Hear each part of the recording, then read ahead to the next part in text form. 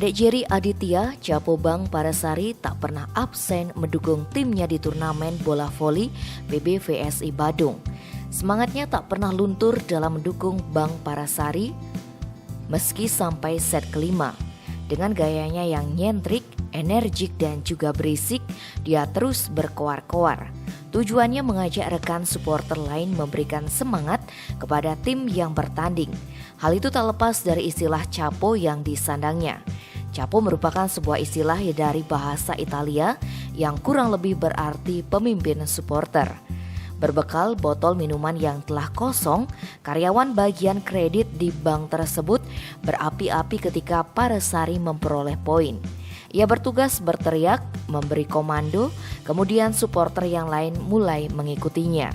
Ada juga yang memukul-mukul botol minuman kosong ke lantai, padahal jumlahnya relatif sedikit dibanding supporter tim lawan. Tetapi supporter Bang Parasari terkesan lebih ramai.